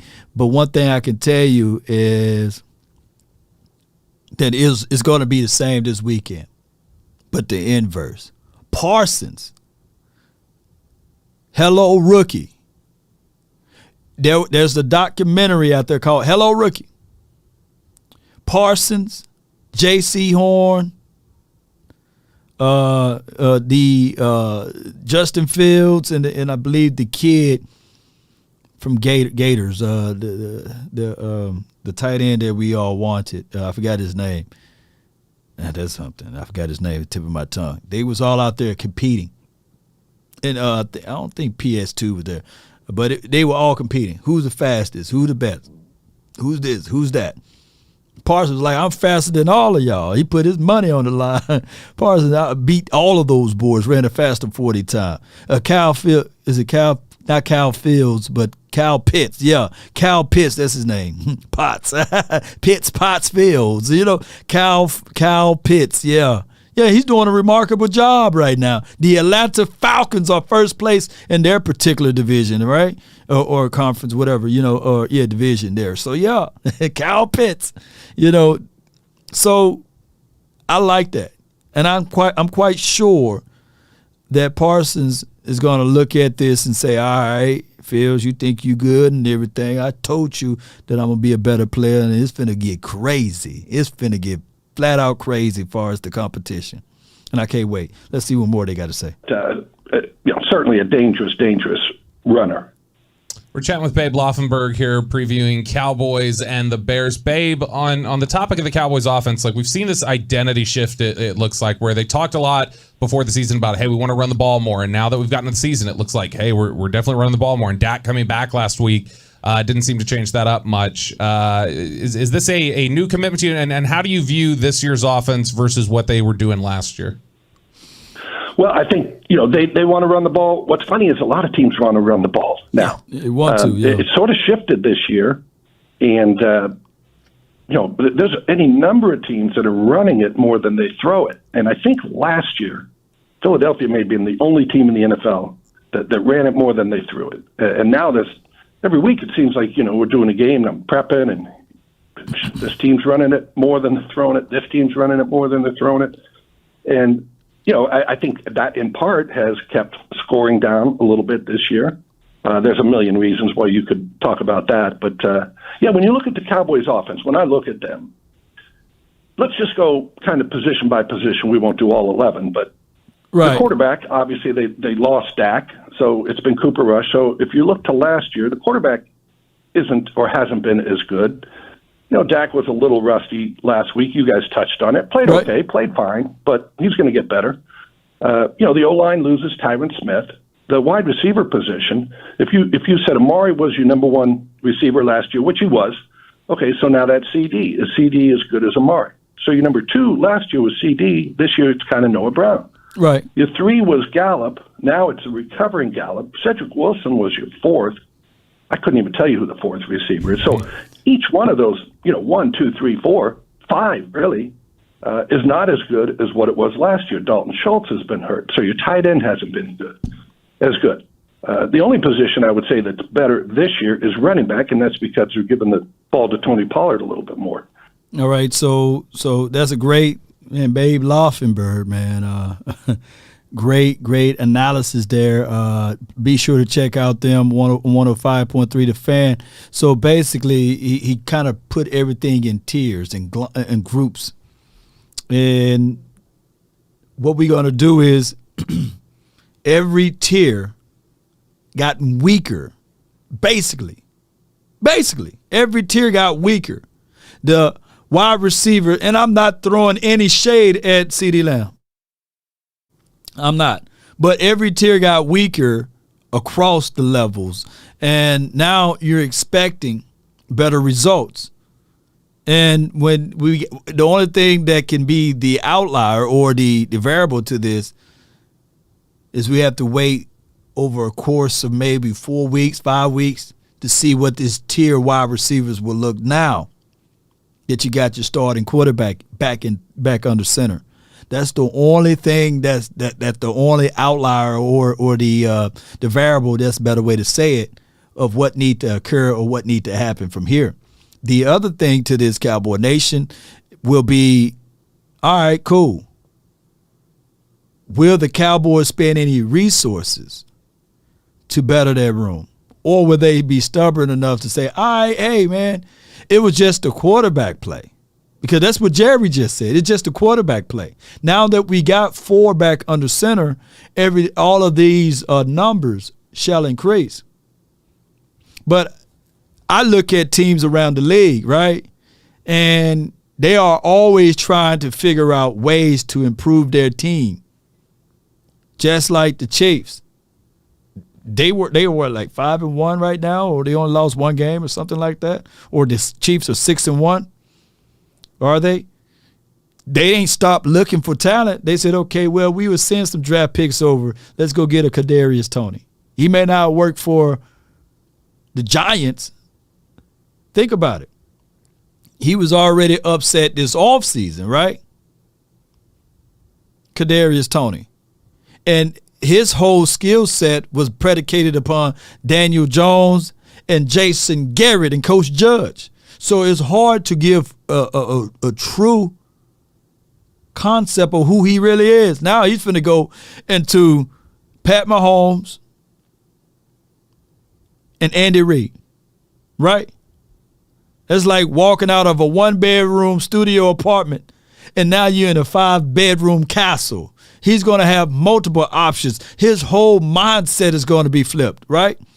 So if you look at other teams that's pretty much doing good in the National Football League, they got weapons. They got people that went out and did things to help their team or to help alleviate that. Or David Palmer says, James Washington may be the guy. Who knows? It could be James Washington. Who knows, right? It's the unknown. How do you think the Cowboys' running game would do against the Bears' defense? And can Pollard handle the blitz? He got to have it willingly. He got to make sure that when he see that guy coming into the hole, he got to be willing to meet the guy in the hole and greet him and say, nah, I'm putting my body on the line for this. Now, is Pollard a terrible, terrible blocker? No, I'm not going to give him that. But in certain situations, he tend to fold just a little bit. So what I need Pollard to understand is, hey, in this game, I got to be baby Zeke if they blitzing through that gap. I can't be looking for it to be the flare out or the guy that catch the ball in the flats, because normally that's your last read, right? Boom, boom, flat. And if that guy coming in, that extra second may not be there. So I need for you to be, right here, hands inside. Get in there, stand in there. All right, so what I'm going to do is, because Nick Blue said the Chief fourth wide receiver will be our number 2, right? Look, I love Noah Brown in this storyline, but I don't think that a lot of people are banging on the table for Noah Brown. No shade, Choctaw. No shade at your boy, or no shade, Balls Cowboy Sports. Ain't no shade, but you know, it is what it is. Next man up, right? All right. So what I'm gonna do is we're gonna do 1 minute calls because I gotta split and I gotta go grab something to eat and everything. So I'm gonna do 1 minute call. My phone, hit my line. Only ones who down for line. Keep it super thorough my way on Put the phone line up. Keep it super thorough my way on this side. Call my phone, hit my line. Only ones who down for line. Keep it super thorough my way on this side. Keep it super thorough my way on this side. Mobbing with my brothers, there's no question, keep it real. Whether we East Coastin' or we in the hidden hills. All right. In the poppin' straps of blues. The hotline is 657-390-7391. Appreciate you guys so much. All right, so we're going to do 1 minute, man, and I want your thoughts. I want to know what's on your mind. I got my guy, Roster X, in the house, man, from the 757. You live. Brother Law. What's good with you, Chief? Talk to me. Hey, man, I think Renegade ain't going to be straight. Malik, he's a little small, ain't he? I know he finished strong. Him and he's Pollard 6. strong, but he's a little smaller than Pollard, ain't he? He's same size, I believe. Let me see. 6 foot 215-ish. Let me see. PFL. Oh, dang, bigger than me. Yeah, let me see. He leak. I like the way the man run. I like the way both of them run. In fact, like it's gonna be, if anything, it'll be exciting when we put the ball in their chest, man. Because the way that they move, right. You never know what's gonna happen on any play. So we'll be tuned in, baby. Yes, indeed, man. Hold on, let me find that for you right quick, man. I don't know why. Let me see. I must have misspelled his name. Let me see. Let me see what his size is. They don't even have him on PFF. Hold on. Let me go to here's how fresh he is. That boy's so fresh. All right, let me go to Google. I'm gonna have to go to Google's. I know somebody in the chat probably got it. TP is 216. Okay. Because Debo is about the same size, 216, 218, and ain't nobody saying that he's a small guy, right? But I know that's a wide receiver. Right. So he's 5'10", 207. That's solid, you know? Yeah. 5'10", 207. That's about Emmett-ish, you know? You got that low center of gravity, man. I can't wait to see him move around. I hope them boys get some space in there, man. And right. We're gonna be tuned in, man. Do your thing, bro. Late. Len, appreciate you, man. Appreciate my guy, man, calling in. Much love to him too. Let me get the other caller in. It was Christopher 214. Chris 214. You live 972. Hey, what's up, man? Talk to me, man. Yeah, you know, like I just wanted to say to everybody being scared about the Eagles, if you are scared, don't be scared, man. Jalen Hurts has no excuse. He has everything. Hey, so when we meet them again, we're going to get that dub. Don't worry about it. Just look at it like this. They had 3 turnovers, and they only won by what? By 9 points? Yeah. Yeah. Oh, man. I'm at work. Hold on. All right, Law. Appreciate you, man. No doubt, man. You know, I remember those days, man. I ain't saying he calling from a call center, but I remember those days. Thank you for calling Comcast. My name is Lawrence. How can I help you? Oh, yes. I can take care of that. I can apply credit to your account. I remember that job, man. I had the best time at that job, man. It was nice, man. We had over 50 people working that shift, and we would have, look, jobs like that, you know, people tend to stick together even more on Christmas and holidays and everything else and birthdays. But as you climb the ladder and get bigger jobs or what have you, people tend to be less down for the cause, right? But hey, Comcast is a wonderful job, man. For those who ever need to or Xfinity, it was Xfinity at the time, and I used to knock those calls out, man. You know, we used to knock those calls out. But I still hear that dude in my ear sometimes. I got Queen from the 910. You in? Hello. Hey, what's good? What's going on? Nothing to it. I hope the Dak hate has diminished a little bit since y'all's final word. Yeah. I hope. We can only hope, yep. Yeah, we can only hope because y'all gave them the real on that show. Oh, yeah, we tried to. We tried to keep it 100. Yeah. Well, I'm The conference has been locked. for that game. I'm gonna give it coming up. I'm gonna give it 34-10. 34-10. Okay, all right. Yeah, and they only scored them a little 10 on the end. Yeah, I love that. I would love that, Queen. I appreciate you so much. 34-10, Cowboys win. Ooh, that covered the spread and everything. Yeah. I appreciate you so much. Let me hear you say You're it. welcome. Let them hang, Cowboy Nation. Y'all better let them hang. Don't be scared. Let them hang, baby. Yes, indeed. So, I would take that all the way to the bank. Chicago, they got a lot on the table with this game, and it's a home game for us. And Chicago people are deep. If you ever around Dallas, you see a lot of Chicago people.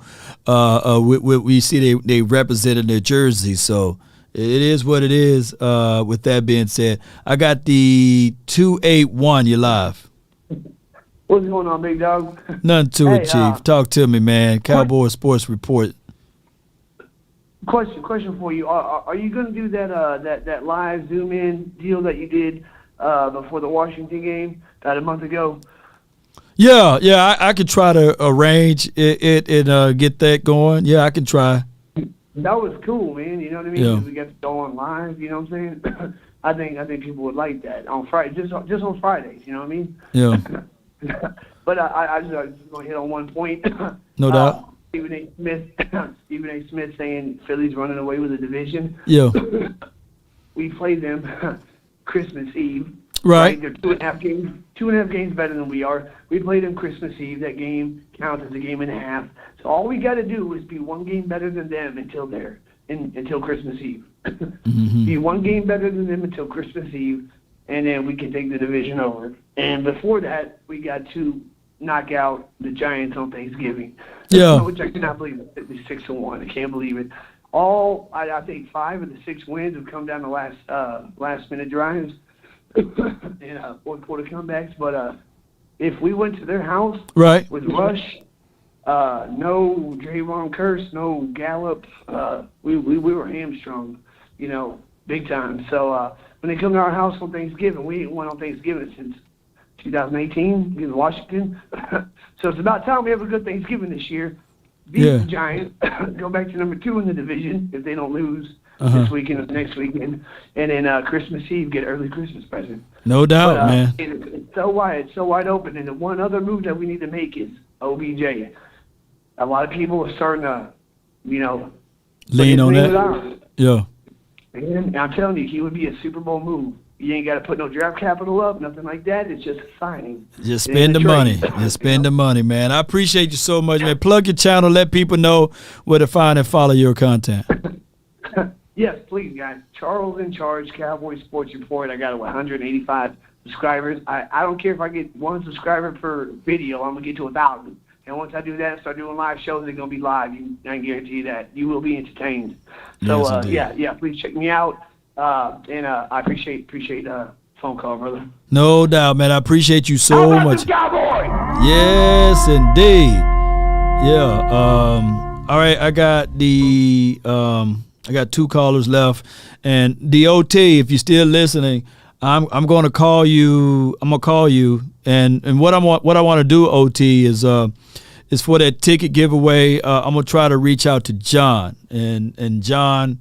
He's about an hour away, and he was the guy that's, we would talk OT, and we would try to give that ticket away to John, and then we would do the next one with the people that supported. But John never been to a Cowboys game, and he called in, and he hit me up, and it would make the world for him, and I just want to see him being able to get to the game.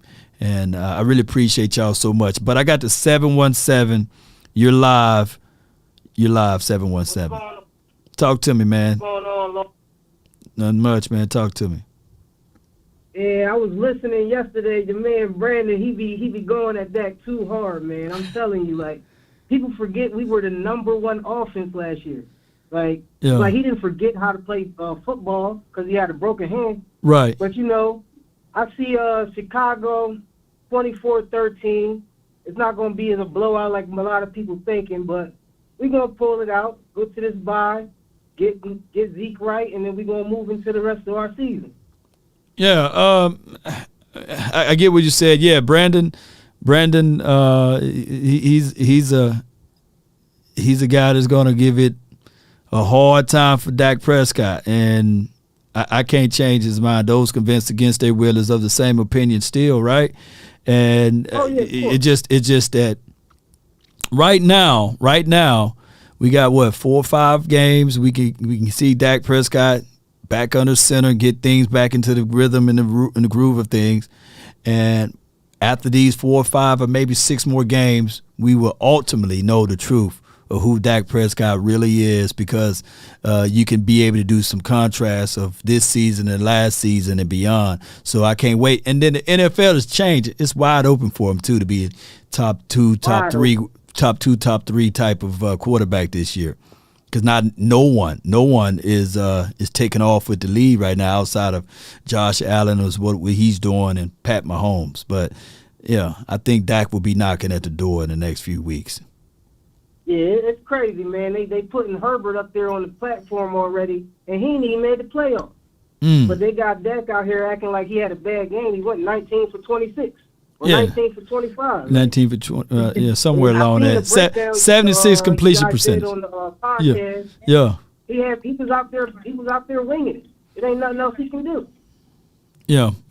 So man, it's gonna get better, man. Rain before the storm or storm before the? It's finna be calm now, man. And all the rain is finna be over with. And the only rain that we are gonna be seeing is Prescott raining down with touchdowns on these teams. I appreciate you so much, fam. Oh, yeah, you already know. Cowboy, they should stand up and let them hang. You ain't lying. Let them hang, baby. All right, 919. What's on your mind, 919? What's going on, Law? Nothing to it. You need to lock me in, man. This is Nick, Law. Is who? Nick, N-I-C-K. Yeah, it got. I always call late, and you be done locked everybody in where I can't, you know what I'm saying, talk to you. Nick from Cali, right? No, I'm Nick from North Carolina. Oh, an NC, okay. 919 is an NC, okay, yeah. I just wanted to call in and tell Cowboy Nation this game gonna be a little harder than they think. Right. Y'all do know one of our ex-coaches is their head coach. Flus. This is like his Super Bowl. Matt Eberflus. Yeah, Flus. Yeah. The Cowboys didn't give him his shot, so he gonna have his team ready to play. I want y'all to understand this. Because I think they're better than Detroit. Their defense is way better than Detroit. Yeah, what about their offense? Is their offense better than that's Detroit? A different story, Law. That's a different. They can run the ball. They can run the ball. Yeah. It's kind of like Philly, but they don't have they don't have the wide receivers that Philly got. But they can run the ball. And Fields is faster than Hurts. Hurts, yeah, so they're gonna have to keep an eye on him. Yep. But I still think we should win that game. It's just going to be a little tougher than a lot of Cowboy Nation expect. Kind of like last week, you know what I'm saying? If Detroit would have turned the ball over 5 times, that might have been different. We still would have won, but you get what I'm saying. Yeah, I get what you're saying. And then it feels he got sacked 27 times so far for this season. That's a lot of sacks. Yeah, well, that's not good on his side because I know Mike and them boys licking their chops, man. Yeah, and then he had He had 5 fumbles, and it was recovered last game by this team. So he had 5. They had literally 5 fumbles, and it was recovered by the same team. So it's a lot to be thinking of in this type of situation. Yeah, and I do think that Chicago gonna blitz more than usual because Zeke not playing is gonna be a big deal. Zeke can pick that blitz up. Yeah, and I've seen plays where Tony almost got Dak killed. Yeah. I see a couple plays, man. So I just hope they clean all that up because they're going to come for him. Trust me, on third down. Because Tony Pollard or what his name, Malik Davis, somebody going to have to stay in there and block. Yeah. Yeah. So because they going to come for that. But I think we should win that game, you know what I'm saying, on some like what? I think it's going to be like 27-13 in that range. And I also want to say this, Law, man. It's really frustrating seeing good wide receivers get traded that we could have got and teams didn't have to pay that much for them. We could have Kadarius Toney. That dude is good, man. Now he with Kansas City. Man, Pat Mahomes already one of the best quarterbacks in the league. Yeah. Man, that dude got all that firepower over there. We can't even get. We standing on tables trying to get Jerry them. Just get a receiver, man. You ain't got to go get DJ Moore. We need another receiver. They wait to the last hour on that, man. You know what I'm saying? Yeah, because, bro, I seen in the chat where people keep talking about some James Washington. I'm finna tell y'all, man. I watch football, bro. He's not better than Noah Brown. Yo. Y'all need to quit this mess, James Washington, man. He is not better than Noah Brown, bro. I'm telling you. If he come and ball out, you know what I'm saying, I eat crow, but I don't think that. I don't think he's finna come and make our offense dynamic. That's just I think he's gonna be another receiver. They went cheap on, and we're gonna get what we paid for. Yeah. So, and you know what? And you know what? And not to cut you off because I had to bring this up. You know, Dak Prescott versus the Blitz. He's since he's been entered into the league, he's like the best quarterback in the National Football League. He's first place. Well, they're gonna test him. They test him. Look on my screen right now. I be telling people. Look on my screen right now on the phone. Look on your phone. Look on your screen and see what I got up there. Can you see that? Can you see that? Dak versus the Blitz. Yeah, he's really phenomenal.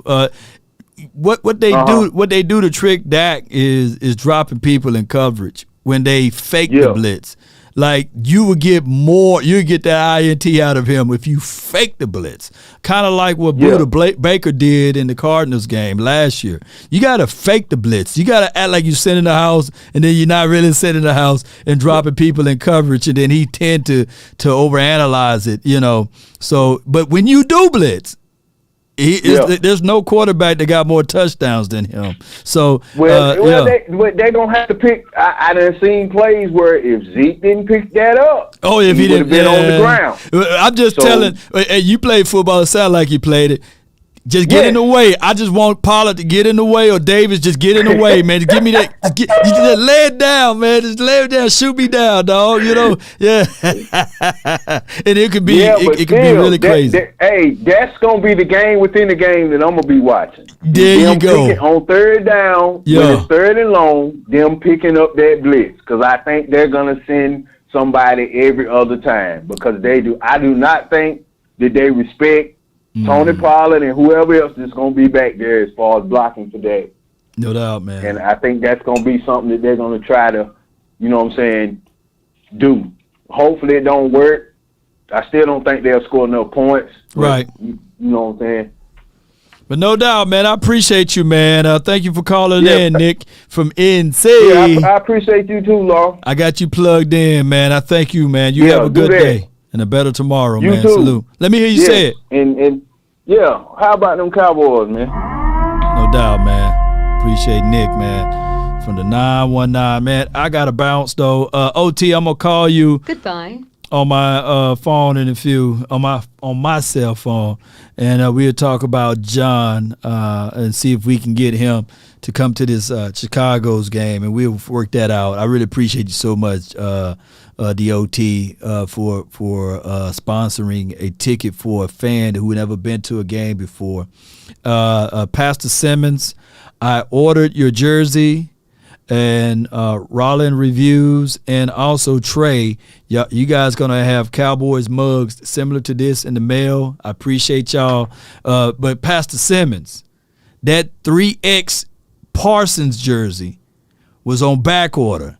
Look, they had the 1X, they had the medium small, but bro, it was hard as all his Hades. Hot as all his Hades to find a 3X. That's a big jersey, fam. So it was hard for me to find that, fam. So, but I appreciate you. The jersey should be here, and we will mail it off because he was the guy that predicted that the Cowboys would win 4 games in a row. And what I'll do, I may just do a quick video on that. But it was a 3X. It ain't come from Walmart, bro. It's official. So it took me a minute to get that one there. But shout out to all the 3X. If you 3X in the house, let me know in the chat. Y'all some big people, man. Not in a bad way, but, there's a lot of real estate for stitching and jersey making and everything like that. But shout out to the 3X people, man. I'm just a large over here, man. XL, just give me a large.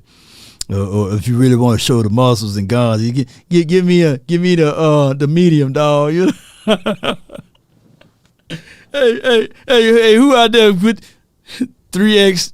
Hey, Choctaw, Montana, dog, William 4. Now 4X they don't even sell those, so 3X, 4X's, it's hard to even. That's special order. Yes, indeed, man. God, dog, y'all some big people, man. I just must be a midget over here, man. Oh, I'm sorry. I didn't mean to offend anyone, Facebook. I must be a small guy over here, man. I'm a medium, baby, 6XL, appreciate y'all, man. Give me a large, bro. Yeah, me and Garrett the same. Give me the large, man. Oh, my gosh, man. But, he predicted. Pastor Simmons, shout out to him.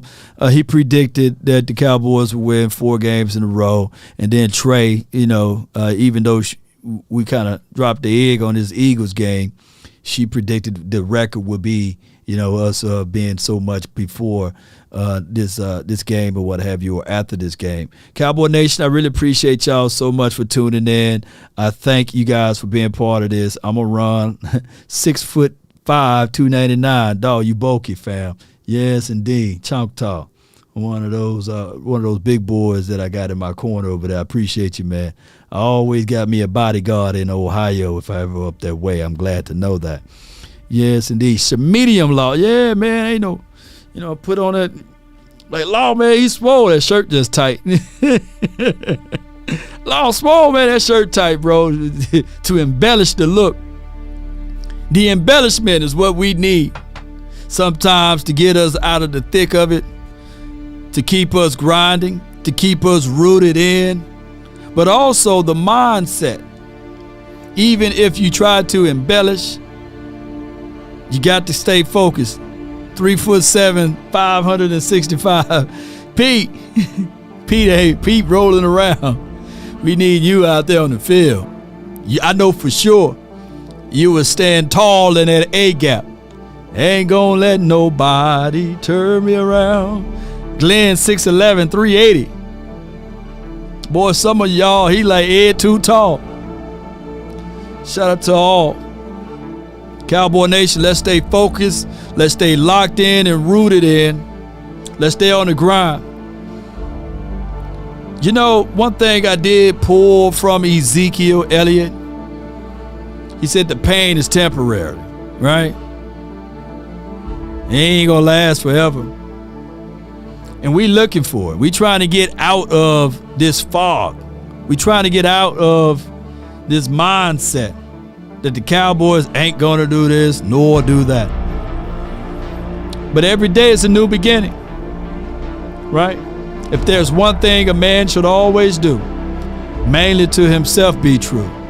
Never allow someone to change your point of view unless what they bring makes sense to you. Never judge a man by sight alone, nor by the height he has grown. And when speaking, keep it at a moderate tone, because raised voices turns hearts into stone. You see, in the beginning, it was brother, I'll ride with brother, roll with brother. The morals of life, live, love, and respect for another. But then there are those who will try to be smart.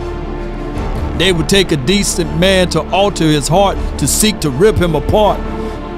Though man should call them a friend, because they bend lies around the truth until it meets their end. Cowboy Nation, I really appreciate you so much. Thank you guys for grinding with me. I really appreciate you so much. But I ain't ready to go yet because it's about the determinations. Write this one down and put it to your mind and your memory and store it in your heart. If you want a thing bad enough to go out there and fight for it, to work day and night for it, to give up your time, your peace, and your sleep for it, if all of your desires of it makes you quite mad enough that you don't get tired of it, and it makes you hold all other things tawdy and cheap for it, if life itself seems empty and useless without it, and all that you scheme and dream is about it, if you'll gladly go out there and sweat for it, fret for it, and plan for it, and lose all terror of your mind for it, if you will simply go after the thing you want with all of your capacity, strength, and sagacity, with faith, hope, and confidence, and stern pertinacity. If need to cold poverty or famish or fame or sickness of your body or brain can turn you away from the thing you want, if dogged and grim and besieged and beset it with the help of Almighty, you will get it. Safe travels to you, Lisa. I know you're saying you're going out there to Florida. I appreciate you. I thank everybody. Be sure to hit that like button. Salute. Thank you guys so much for helping me get to 88K. Let's go. We about one love, baby. Roll credits.